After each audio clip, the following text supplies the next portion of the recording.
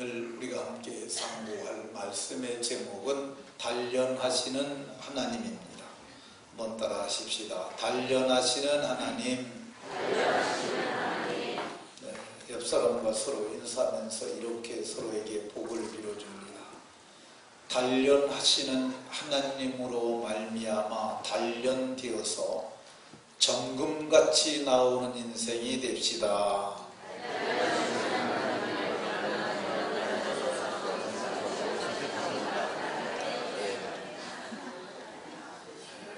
단련하시는 하나님으로 말미암아 순금처럼 단련되어서 가치 있게 사는 인생들이 다 되시길 예수님 이름으로 축원합니다. 우리나라의 대표적인 재벌 중에 삼성이라고 하는 재벌이 있습니다. 삼성의 창업자는 이병철이라는 분이었는데 그분이 삼성을 크게 일으키고 그 기업을 이어받을 자들을 자기 아들 중에서 택하기 위해서 아들들을 혹독하게 훈련합니다. 그 훈련된 아들 가운데 가장 탁월한 자를 뽑아서 세웠는데 그 사람이 이건희라고 하는 사람이죠. 이건희 씨를 우리는 그냥 기업 경영의 귀재 정도로 알고 있는데 그 사람의 그 삶의 여정을 보면 대단히 치열한 삶을 살았던 것을 알 수 있어요. 27살 이건희처럼 이렇게 쓴 책이 있는데 이건희 씨가 27살에 얼마나 그때까지 치열하게 공부했던가를 보여주는 책입니다. 그가 삼성을 물려받아서 그의 아버지의 기대에 어긋나지 아니하고 그는 초일류 기업으로 삼성을 키워냈습니다. 그도 이제 나이가 들어서 물러날 때가 되니까 자기 아들을 후계자로 세우기 위해서 그를 혹독하게 훈련합니다. 그리고 정말 그가 어느 날 갑자기 쓰러졌는데 삼성은 조금도 요동하지 아니하고 가고 있습니다. 그는 후계 수업을 잘했기 때문이라고 하는 생각이 듭니다. 하나님께서는 세상을 창조하시고 이 세상을 짐승들에게 맡기지 아니하시고 오랑우탕에게 맡기지 아니하시고 하나님의 형상대로 지으신 사람들에게 다스리라고 말씀하셨어요. 그래서 우리는 이 세상을 다스리는 통치자가 됐습니다. 근데 하나님께서 이 세상을 다스리는데 그냥 처음부터 다스리는 통치자로 세우는 것이 아니라 그들을 단련하셔서 때가 되면 그들을 세상 가운데 드러내고 세상을 경영하게 하시는 것을 볼 수 있습니다. 어떤 사람들은 왜 하나님께서 나를 큰 일을 맡기시지 아니하실까? 내게 맡겨만 주시면 내가 참 잘할 수 있을 것 같은데 그런 생각하는 사람들이 많이 있습니다. 그러나 하나님은 보고 계세요. 때가 되면 맡기십니다. 그래서 잘 단련받으면 좋은 일꾼이 되고 좋은 일꾼이 되면 큰 일을 맡기시는 줄로 믿으시기 바랍니다. 욥기 23장 10절에서 말하기를 내가 가는 길을 그가 아시나니 그가 나를 단련하신 후에는 순금같이 되어 나오리라 그랬는데 옛날 성경에는 정금이라고 그랬는데 이번에는 순금이라고 그랬는데 순금은 순도 99.9%의 금을 순금이라고 이렇게 말합니다. 오늘 우리가 봉독한 본문 19절에도 그의 말씀이 그를 단련하였도다. 그의 말씀이 그를 단련하셔서 그를 때가 됨에 쓰셨다고 얘기를 합니다. 이 단련이라는 말이 시브리 말로 차라푸라는 단어인데 이게 원래 금 세공하는 사람들이 쓰는 용어입니다. 이 단련이라는 말이 정련하다. 이 단련이라는 말이 이 재련하다, 그런 의미를 담고 있어요. 정련, 재련. 근데 이런 것들이 금을 만들어내는 과정에서 나온 단어들입니다. 근데 금세공을 하는 고대 근동지방의 방법은 이 풀무 속에다가 금을 넣고 녹입니다. 그렇게 되면 이 금이 다 녹게 되는데, 근데 이 금광석을 부숴서 거기서 녹게 되면은 불순물이 떠오른다고 그래요. 불순물을 제거하다 보면은 금 세련공의 얼굴이 거기에 비친대요. 그때가 정금이 된 상태라고 이렇게 얘기를 합니다. 하나님께서도 우리를 그리스도의 형상을 이루기까지 우리를 다듬고 계신다고 얘기를 해요. 그러니까 우리가 하나님 보시기에, 하나님 마음에 하나님이 달아보시고 세워보시는 메네메네 데겔 우바르신의 하나님이신데, 그분이 됐다고 인정되게 되면 하나님께서 우리를 정금같이 쓰시는 줄로 믿으시기 바랍니다. 그러면 우리를 단련하시는 하나님은 어떤 하나님이실까? 오늘 우리 105편 보고 있는데 105편만 중심해서 살펴보도록 하겠습니다. 우리를 단련하시는 하나님은 어떤 분이냐? 우리를 택하신 하나님이세요. 그러니까 하나님이 우리를 단련하시는 이유가 우리를 택한 그의 백성이기 때문입니다. 5절은 그의 종 아브라함, 그리고 그의 후손 야곱의 자손을 얘기를 합니다. 하나님께서 곧 택하신 백성들이라고 이렇게 말을 해요. 근데 하나님이 아브라함 택하시고 야곱을 택했지 우리를 언제 택했느냐, 이렇게 반문할 수 있는데 아닙니다. 아브라함을 택하신 하나님이 우리도 택하시는 거야. 아브라함의 믿음을 보시고 하나님이 의롭다고 하셨는데, 우리는 예수 믿는 믿음을 보시고 그 믿음을 의로 여기셔서 믿음으로 말미암은 자들은 모두가 아브라함의 자손이 되게 하셨어요. 그러니까 저와 여러분들이 아브라함의 자손이 되는 이유는 하나님이 택하신 겁니다. 하나님의 택하신 증거가 하나님을 아버지라고 부르고 그를 우리가 믿음의 조상으로 인정하는 것, 그것이 바로 증거입니다. 그러니까 우리를 단련하신 하나님은 나를 택하신 하나님이고 여러분을 택하신 하나님이신 줄로 믿으시기 바랍니다. 우리를 단련하신 하나님은 어떤 분이냐? 하나님은 약속을 지키시는 하나님이세요. 근데 그분이 약속을 하시고 지키시는 거예요. 하나님께서 오늘 8절에도 보면 그의 언약, 아브라함과 맺은 언약, 그리고 10절에는 영원한 언약을 얘기를 해요. 그러니까 우리가 정한, 우리와 맺은 언약은 언약이로 돼. 주권이 누구에게 있냐면 하나님이 하신 언약이에요. 그래서 이 언약이 일방성을 가지고 있습니다. 그래서 아브라함과 하나님이 맺었음에도 불구하고 그의 언약, 하나님 언약이라고 8절에서 말을 하고, 이 아브라함과 맺은 언약이라고, 아브라함과 맺었지만 주권이 그분에게 있는 것으로 말합니다. 근데 그 언약을 지키시는 하나님께서 우리가 언약 속에 있으니까 우리를 단련하는 거야. 이 언약의 백성으로 가치 있게 살게 하기 위해서 그를 단련하시는 거야. 이병철 씨가 그의 자녀들을 갖다 혹독하게 훈련했던 이유가 뭐냐면 그들은 자기의 기업을 물려받을 자들이니까 그래서 그들을 훈련하는 거야. 마찬가지로 하나님께서도 우리를 하나님의 기업을 물려줄 자니까 그 언약 속에 있으니까 우리를 가치 있는 백성을 만들기 위해서 훈련하시는 줄로 믿으시기 바랍니다. 단련하시는 하나님은 어떤 하나님이시냐? 그분은 땅을 주시는 하나님이세요.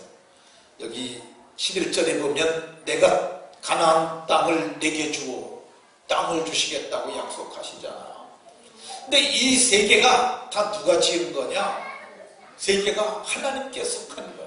창조주가 주님이시니까 그분 거죠. 이 세상은 그분 거예요. 그러면 우리가 가지고 있는 땅은 뭐냐? 그건 하나님이 우리에게 사는 날 동안 쓰라고 주신 거죠. 우리는 소유권은 사실상 없고 소유권 등기라고 그러지만은 사실은 사용권밖에 없는 거예요. 우리가 164의 1번지, 164의 2번지, 이 땅이 합쳐서 2,000평에서 조금 빠집니다. 근데 이 땅을 행전교회라고 등기부 등본을 떼보면 소유주가 대한예수교 장로회 행전교회로 쓰여져 있어요. 그러니까 이 땅이 한 목사 땅이 아닙니다. 어떤 분들은 목사님 땅이라고 그 말이 맞긴 맞아요. 내 땅도 되고 여러분의 땅도 됩니다. 그러니까 여러분들은 땅을 다 가지고 계신 거예요.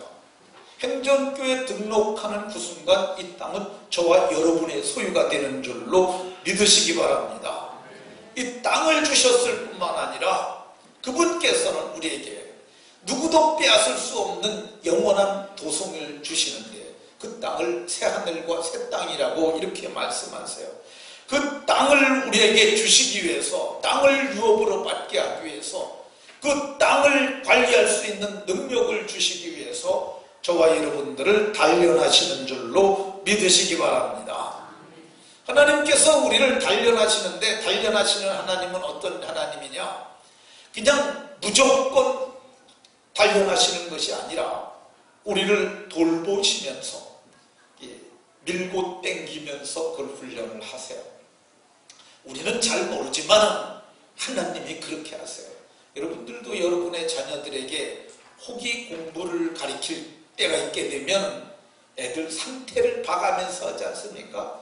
하나님도 마찬가지예요. 하나님께서 저를 단련하실 때 나그네로도 두셨어요. 그래서 12절에 보면 그 땅에 나그네가 되었고 이 나라에서 다른 민족으로 떠돌아다녔는데 그들이 가나안 땅에서 고센에서 다시 광야에서 그리고 마침내 가나안 땅을 돌아오지 않습니까? 그러나 그 가운데서도 그 사람들이 억압하는 것을 용납하지 아니하시고 지켜보시는 거야. 저들을 단련하는 도구로 쓰시긴 쓰시는데 도가 진화가 되게 되면 더 이상 못하게 억압을 하십니다. 그리고 하나님께서 하나님의 백성들을 헤아리 할 때는 손대지 말라, 저들을 해하지 말라고 하나님께서 돌보십니다. 그러니까 하나님께서 멀찍이 보시면서 다 돌보시는 줄로 믿으시기 바랍니다. 우리를 단련하시는 하나님은 어떤 하나님이시냐? 그분은 정말 전지전능하신 분이세요. 그래서 기근이 들게도 하시고 풍년이 들게도 하세요. 이 16절에 보면 그 땅에 기근이 들게 하사 그랬는데 그 고대 근동지방 애굽은 물론이요 가나안 일경에까지도 몽졸히 기근이 들게 하시고 풍년 7년 후에 7년 기근이 들게 하셨어요. 근데 그게 하나님의 작정 가운데 다 있었던 거예요. 그러니까 하나님은 어떤 분이냐? 기근이 들게 하시기도 하고 풍년이 되게 하시기도 하시는 만사만물의 주관자신데 그분이 누구냐? 7절에 그는 여호와 우리 하나님이라. 그는 여호와 나의 하나님이라. 그는 여호와 여러분의 하나님이신 줄로 믿으시기 바랍니다. 하나님이 우리 하나님인데, 하나님이 나의 하나님인데 하나님이 우리를 어떻게 단련하실까? 성경을 보게 되면 하나님께서 요셉을 종으로 펄으셨다고 얘기를 해요. 그가 한 사람을 앞서 보내셨으며 요셉이 종으로 팔렸도다 이렇게 말씀합니다. 하나님께서 우리를 훈련하실 적에는 낮추셔서 단련하시기도 합니다. 왜 낮추냐? 그래야 보편적 교육을 받을 수 있기 때문입니다. 요즘 텔레비에서 탤런트 유격받는 거 많이 나오더라고요. 그 남성들도 유격을 받고 여성들도 유격을 받는데 그러니까 가스실에도 집어넣기도 하고 그러는데 참 재미나더라고요. 근데 군대 가게 되면 군인들은 모두 유격받습니다. 근데 유격받을 적에 계급장 띄고 받습니다. 왜 그러냐면 계급장 있게 되면 조교들은 다 병장 이하인데 병장 이하들이 마음대로 못하죠. 어떻게 장교나 부사관들을 함부로 할 수 있겠습니까? 계급장 다 띄고 유격장 들어갈 적에 다 띄고 우리 군대 생활할 적엔 몇 번 올빼미라고 불렀어요. 근데 요즘은 뭐 교육준비생인가 뭐 그렇게 부른다고 그러더라고요. 근데 하나님께서 요셉을 단련하시기 위해서 그를 낮추십니다. 어디까지 낮추시느냐? 죽음에 이르기 직전까지 하나님께서 그렇게 낮추세요. 하나님께서 우리 일생 가운데 어쩌면 그렇게 참혹하게 낮추실 때도 있어요. 근데 그걸 두려워하지 마십시오. 정말 하나님이 살아계심을 믿고 하나님이 나를 사랑하는 분이라는 걸 안다면 그 배후에는 하나님의 의도가 있는 거예요. 성경을 역사를 보게 되면 우리나라 지난 세기의 위대한 한국교회를 이끌었던 분들은 한 90%가 다 폐병쟁이 있었어요. 조용기 목사, 김창인 목사, 함경직 목사, 그런 분들이 모두가 다 폐병 걸렸던 분들. 제가 존경하는 이중표 목사님, 그분도 다 폐병 걸렸던 사람들. 근데 하나님께서 낮추시는 거죠. 거기서부터 하나님께서 그를 단련하시는 거예요. 요셉을 하나님께서 의도하신 게 뭐냐면 하나님의 전략이 이 백성들을 애굽에 가서 기르려고 작정하신 거예요. 70여 명밖에 안 되는 그들을 애굽에 내려가서 길러서 그들을 약속하신 가나안 땅을 주려고 거기서 기르려고 하셨는데, 그래서 한 사람을 애굽의 통치자로 보내시기 위해서 요셉을 보내신 거예요. 요셉이 아주 밑바닥부터 훈련을 받습니다. 그가 처음에 훈련받은 것은 배신이죠, 배신. 형제들의 배신으로 그가 구덩이 속에 들어갑니다. 근데 그 구덩이가 어떤 구덩이냐면요, 이 37장 24절에 보면은 그 구덩이를 던지니 그 구덩이는 빈 것이라, 구석에 물은 없었다고 얘기를 하는데, 그 이스라엘 땅에는 석회암이라 뭐 1000년, 2000년 동안 빗물이 흘러내리면서 구덩이를 팝니다. 그러면은 그게 호리병처럼 들어가는 구멍은 조그만데 밑은 이렇게 깊은 거예요. 한 번 들어가면 못 나오죠. 짐승도 거기에 빠지면 죽게 되고 그러는데 형제들이 요셉을 거기다 던집니다. 근데 구덩이 속에 들어가 있었는데 그게 참으로 요셉에게는 굉장한 단련이죠. 요셉은 원래 그의 아버지 집에서는 채색 옷을 입었던 사람이에요. 성경을 보면은 그를 더욱 사랑함으로 그를 위하여 채색 옷을 지었더니 37장 3절에 그렇게 말합니다. 오늘날은 다 채색 옷 입으셨잖아요. 뭐 채석 정도가 아니라 그냥 알록달록하게, 우리 김 장로님도 넥타이 잘 이렇게 해서 예쁜 거 입에 오셨잖아요. 근데 옛날에는 채색 옷을 입을 수가 없었어요. 그건 고급 옷이기 때문에, 그건 왕족들만 입는 옷이었는데, 요셉은 그 아버지가 그의 상속자로 생각했던 그런 아들이에요. 그러니까 그를 특별히 했는데 그 아들이 지금 구덩이 속에 들어가 있는 거예요. 구덩이 속에서 얼마나 있었을까?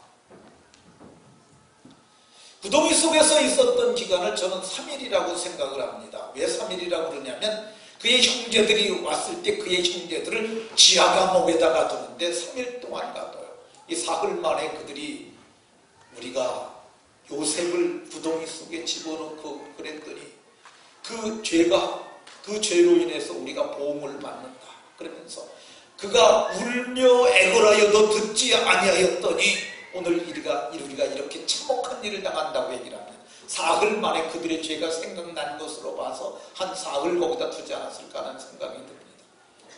제가 사흘이라고 하는 이유 중에 하나는 이 사흘 그를 갖다 이제 구덩이 속에서 다시 건져내요. 근데 구덩이 속에서 건져냈는데 당시에 노예 한 사람의 값이 은 30이에요.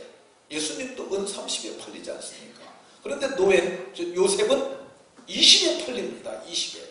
왜 그러냐면 이게 그를 건져내서 우리가 죽이면 뭐하냐? 이스마엘 장사꾼들이 오고 있으니까 저들한테 우리 팔아버리자. 그러면 우리가 꼴도 보지 않을 것이냐 그래서 그를 건져내요.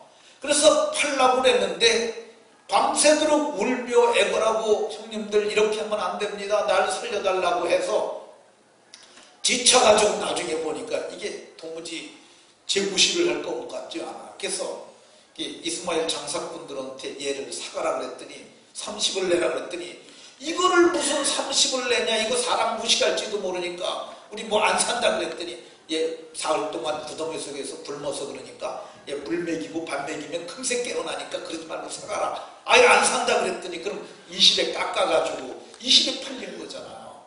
그러니까 요셉이 밑바닥까지 내려간 겁니다. 왜 하나님께서 그걸 경험하게 하시느냐? 그를 통해서 하나님께서 애굽을 경영하게 하시려는 위대한 경륜이 있었는 줄로 믿으시기 바랍니다. 그래서 요셉이 애굽으로 팔려갑니다. 근데 이게 팔려간 거지만은 교육적 관점에서 보면 유학 보내시는 거예요. 하나님이 유학 보내시는 거예요. 그래서 애굽에 가서 애굽의 어를 배우고 애굽의 글을 배우고 그리고 보디발의 집으로 갔는데 거기서 갔을 때 뭐 처음부터 좋은 일 맡겼겠어요. 처음에 갔을 적에는 이 목축하는 사람들은 밥도 같이 안 먹었어요. 근데 요셉은 목축하던 사람 아닙니까? 그러니까 요셉은 그 사람들에게 아주 천대를 받고 거기서 막 일했겠죠. 말똥 치는 일, 소똥 치는 일, 그리고 그 밭에 가서 땅 파는 일, 아마 그런 일 했을 거예요. 근데 세월이 감에 따라서 주인이 그를 달리 보게 됩니다. 왜 그러냐면 그가 맡은 일마다 성공을 하니까 아주 그가 맡겨놓기만 하면 일을 기가 막히게 해내는 거예요. 그래서 그를 나중에는 가정총무를 삼습니다. 저는 그 나이를 갖다가 17세에 팔려가서 가정총무가 될 때가 23살에서 24살, 약 한 안식 정도, 6, 7년 됐다고 봅니다. 그리고 감옥살이 3년, 그래서 총무로 3년, 그리고 옥살이 3년, 그래서 나이 30에 총리가 되는 그 여정을 볼 수 있는 거죠. 왜 하나님께서 보디발의 집에 가서 그걸 하게 했느냐? 그래야 애굽의 밑바닥 경제부터 시작해서 모든 걸 알기 때문이죠. 그 보디발의 집은 적은 집이 아니에요. 왕의 제수를 갖드는 감옥이 있는, 우리 시골에 얘기하면 수도경비 사령부 정도 되는 거죠. 살림살이가 적지가 않습니다. 근데 거기서 자기 향료 외에는, 자기 식료 외에는 간섭하지 않고 모든 걸 다 맡겼다 그러니까 요셉이 엄청난 일을 맡게 되는 거죠. 근데 하나님께서 왜 거기서 그걸 하게 했냐? 경제를 배우게 하려는 것이었습니다. 요셉이 경제총리 아닙니까?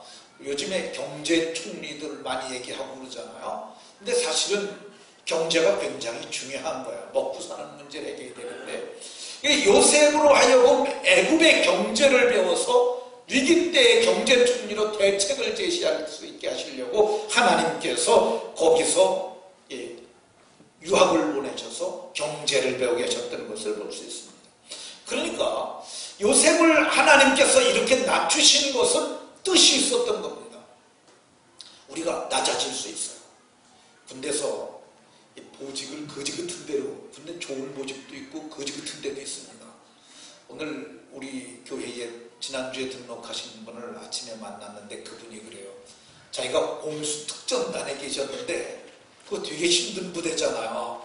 근데 지금 이쪽으로 보직 변경을 해가지고 PX 관리를 하신대요. 이쪽에 있는 것, 이쪽에 있는 전체를 관리하는가 봐요.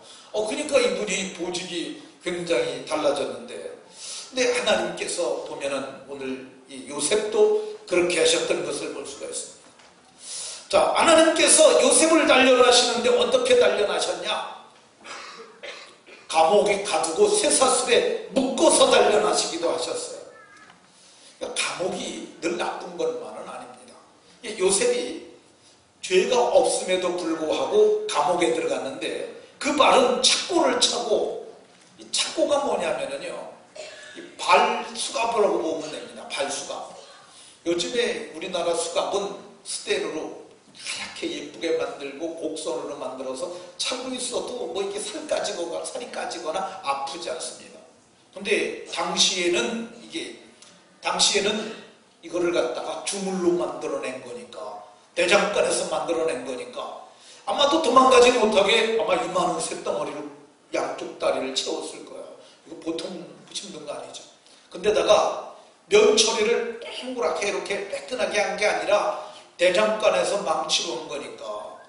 이게 요셉 후에 1000년도 더 지나갔고 예수님이 십자가에 못 박혔던 못도 동그란 오늘날의 못과 같은 못이 아니라 사각못이에요, 사각. 왜 그러냐면 동그랗게 만들려면 이거 연마술이 있어야 됩니다. 근데 그때 당시 그게 없어요. 그러니까 사각으로 망치를 쪄서 뚫겨서 만들기 쉽잖아요. 근데 요셉이 발이 착고에 차였고 몸은 쇠사슬로 묶었다고 그래요.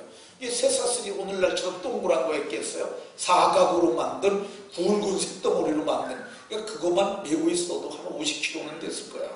그러니까 하나님께서 그 몸을 쇠사슬에 묶어놨다고 그래요. 근데 여기가 어디냐? 성경을 보면 창세기 39장 20절에 왕의 죄수를 가두는 감옥이었다. 요산만 묶여져 있는 게 아니라 떡 맡은 관원도 쇠사슬에 맡겼고 술 맡은 관원들도 거기 묶였어요. 교육의 2단계는 하나님께서 왕의 죄수, 곧 정치범들과 함께 있어서 정치를 배우게 하려는 경륜이 있었던 거예요. 여러분 감옥에 거의가 안 갔다 오셔서, 갔다 오신 분들이 한두 번 계실지 모르겠습니다만 저도 감옥을 안 가봐서 감옥을 잘 모르는데, 아니 한정된 공간에다가 쇠사슬로 묶고 다 묶어놨는데 하루 종일 뭐 하겠어요? 하루 종일.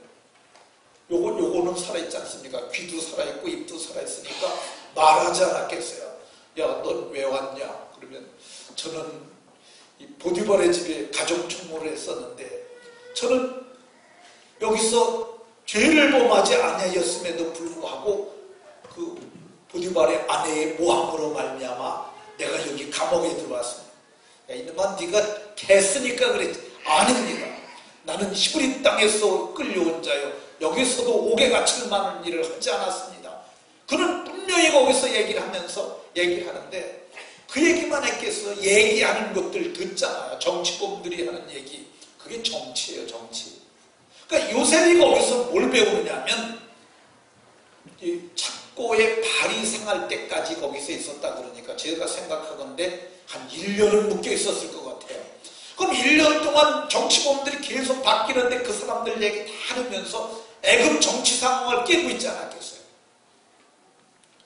하나님께서 거기서 정치를 배우게 하시려는 하나님의 의도가 있었던 거죠. 근데 하나님께서 이제 때가 되니까 정치 이론을 다 배우게 되니까 그때는 이 간수장의 마음을 감동해갖고 가만히 보니까 옥에 털 일이 많아요. 청소도 해야 되겠고 그런데 아니 장관이 붙잡혀왔다고 장관을 갖다가 청소시킬 수는 없잖아요. 근데 얘는 원래 출신이 이방인인데다가 노예 출신이에요. 그러니까 제가 보니까 잘 붙잡혀 있고 딴짓도 안 하고 그러니까 저놈을 좀 일을 시켜봐야 되겠다. 그래가지고 간수장이 착고를 풀어줍니다. 그 대신 너 여기서 청소해라. 근데 원래 요셉이 청소부 출신이잖아. 청소 잘해. 그 배웠는데 보니까 너무너무 깔끔한 거야. 보니까 글도 와. 너 그러면은 장부 정리도 좀 해라. 요셉이 재반 사무를 맡았다는 얘기는 이 여태까지 역대 감옥에 왔던 사람들 모든 걸 다 뺀 거야. 그래서 보면서 몇 때는 어떤 총리가 있었고 그때 누가 어떤 죄를 저질러서 쫙 그걸 알고 있으니까 애굽의 역사 가운데 범죄의 역사를 빼고 있는 건 요셉이 머리 좋잖아. 요셉밖에 없었어요. 요셉이 애국을 경영하는데 요셉이 총리를 갖다 성경에 드러나는 것만 26년 동안 총리를 합니다. 근데 요셉이 그렇게 장수 총리를 할 수 있었던 비결 중에 하나가 뭐냐? 그게 요셉이 정적을 다 하니까 어떤 사람은 어떤 사람이고 들어서 알고 봐서 알고 하나님께서 그렇게 가두시고 단련하셨던 줄로 믿으시기 바랍니다. 그럼 하나님께서 언제까지 단련하시냐? 무조건 단련만 할 수는 없잖아요. 근데 성경은 말씀이 응할 때까지, 말씀이 그를 단련했다고 오늘 성경이 얘기를 해요. 이 19절에 보면 말씀이 응할 때까지라, 말씀이 그를 단련하였도다. 하나님께서 달아보시고 세워보시는 거예요. 그러니까 우리가 그냥 하나님 없이 사는 것 같지만은 하나님이 다 불꽃 같은 눈으로 지켜보세요. 하나님을 다니엘서에 보면 메네메네 데겔 우바르신의 하나님이라고 얘기를 해요. 그 말이 달아보고 세워봤는데 부족함이 보였다는 얘기예요. 근데 하나님이 달아보고 세워보시는 하나님이세요. 그러니까 오늘도 나를 그렇게 하시고 여러분들도 그렇게 하시는 줄로 믿으시기 바랍니다. 이게 하나님이 되었다라고 생각하는 교육의 1단계 과정이 끝나니까 그게 총가정 총무죠. 경제는 이만하면 됐다 그러니까 정치학을 배우기 위해서 감옥으로 보내고, 감옥에서 거기서 낮아질 대로 낮아져 갖고 다 경험하고 나니까 하나님께서 그를 끌어내시는데, 오늘 성경을 보면 왕이 사람을 보내어 그를 석방하며 뭇백성의 통치자가 그를 자유롭게 하였도다 그러잖아요. 근데 끌어낼 적에 세마포 옷을 입히고 목에는 금사슬을 들이우고 그리고 왕 앞에 나서게 했던 것을 볼 수 있습니다. 근데 왕 앞에 나섰을 때 왕이 묻습니다. 내가 이런 꿈을 꿨는데 이 땅에서는 능히 해석할 자가 없으니 네가 이 꿈을 내게 해석하여 보이라. 근데 요셉이 꿈을 해몽해요. 7년의 풍년, 7년의 기근이 있을 건데 이게 잘해야만 애굽이 살고 번영을 누리게 됩니다. 그러면서 이 요셉이 7년 풍년 대책을 얘기를 하고 7년 흉년 대책을 말을 합니다. 근데 요셉이 이걸 말하는데 이 성경에는 그 얘기를 듣고 이와 같이 하나님의 영에 감동된 자를 우리가 어찌 얻을 수 있으리요 하고 너와 같이 명철하고 지혜 있는 자가 없다 그러는데, 이 역사의 고증을 제가 옛날에 기독교 교육 텔레비에서 13번인가 거기서 하는 걸 봤어요. 근데 거기 봤는데 제가 그걸 왜 유심히 봤냐면 고대 근동지방 애굽의 곡물저장법이라는 것을 봤어요. 근데 그걸 보면서 거기서 요셉 얘기가 나오더라고요. 그래서 그걸 유심히 봤어요. 그런데 그 곡물 저장 했던 방법이 그림으로 나오는데, 곡물을 갖다가 수확을 해갖고 언덕 붙은 데다 밑에다 창고를 만들어 놓고 위에서 붓는 거야. 그러면 밑으로 내려가잖아요. 그러면 밑에는 우리 밥통 중에서 쌀통 중에서 밑에도 이렇게 뽑잖아요. 그 먼저 분 게 나오도록 그런 방식을 취했어요. 근데 거기에 물 빠질 수 있도록 수로를 만들고 공기가 통기성이 있어야 부패되지 않느냐 하니까 그걸 했는데, 그게 기가 막힌 저장법이라는 거야. 그게 요셉의 발명품이라고 그걸 나왔어. 그러니까 요셉이 그런 얘기를 한 거야.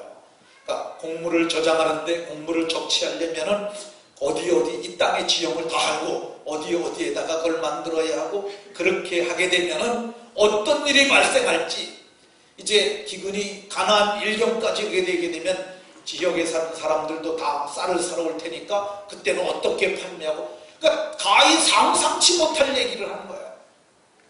어떤 사람들은 꿈의 몽을 잘해가지고 요셉이 총리가 됐다 그러는데, 꿈의 몽 잘해갖고 총리할 수 없습니다. 왜 그러냐면은 노예 출신을 누가 총리로 인정을 하겠어요? 그렇잖아요. 그러니까 저딴 놈한테 우리가 무슨 말을 듣고 교육을 받겠는가? 그렇게 하지 않겠어요. 근데 요셉은 그게 아니었어요. 가히 상상치 못할 하나님의 지혜를 말하는 것을 보고 너무너무 사람들이 놀란 거죠. 그래가지고 왕이 자기의 인장반지를 뺏어줍니다. 성경을 보게 되면 이 42절에, 창세기 41장 42절에 인장반지가 뭐냐면 옥새입니다. 옥새.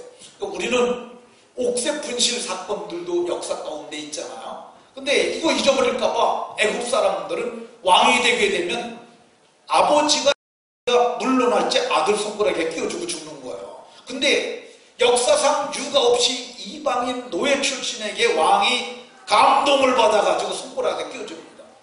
너에게 모든 결재권을 넘겨준다는 것이죠. 성경에는 너보다 높은 곳은 내가 보호자 하나밖에 없다고 이렇게 얘기를 합니다. 그리고 그에게 세마포 옷을 입히는데, 이 세마포 옷은 신분을 나타내잖아요. 우리 이조 시대도 보면 그 관복의 색깔에 따라서 질에 따라서 직급이 달라지잖아요. 근데 세마포 옷을 입히고 목에 금사슬을 들이었는데, 이거는 그의 권위를 나타내는 거고, 왕만 타는 보금수레를, 이 보금수레는 오늘날로 얘기하면 벤츠 600 방탄차죠. 이 대통령 의전 차량을 갖다가 그에게 딱 내려주면서 그 앞에 수호 병까지 다 세워가지고 가면서 총리가 나가신다 모두가 엎드리라 그러고 애굽을 총리하시게 하셨는데, 이게 왜 그랬느냐? 하나님께서 그를 단련하셨기 때문에 그렇게 됐습니다. 그러니까 우리가 단련을 받을 때 힘들 수 있습니다. 고단할 수 있습니다. 그것이 모함일 수도 있고요. 그게 가히 상상치 못할 질병일 수도 있습니다. 그런데 내가 하나님을 사랑하고 내가 하나님 말씀대로 살다면 그것을 감사함으로 받아야 합니다. 왜 그러냐면 그분이 전능하시고 전지하시기 때문에 하나님께서 이렇게 하시는 것은 나를 단련하심이라 그렇게 깨달아야 합니다. 질병이 뭘 우리를 단련하냐 이렇게 생각할 수 있는데 아닙니다. 병으로 고생을 한번 해보면은요, 이게 마음이 단련이 받아요. 그때는 생사를 초월하는 인간이 되는 거예요. 그러니까 하나님께서 어쨌든 내가 주를 믿고 예수를 주라고 고백하는데 내게 질병이 왔다 그러면 하나님이 나를 단련하시는구나. 단련은 풀무불 속에 서는 거잖아요. 마침내 내가 정금 같은 인생이 될 것이고, 그리하면 하나님께서 나를 들어서 영광을 받으시고 내가 귀한 일을 하게 될 것이다. 기대하면서 단련을 받으셔서 모두가 좋은 일꾼들이 다 되는 역사가 있기를 예수님 이름으로 축원합니다. 기도하겠습니다.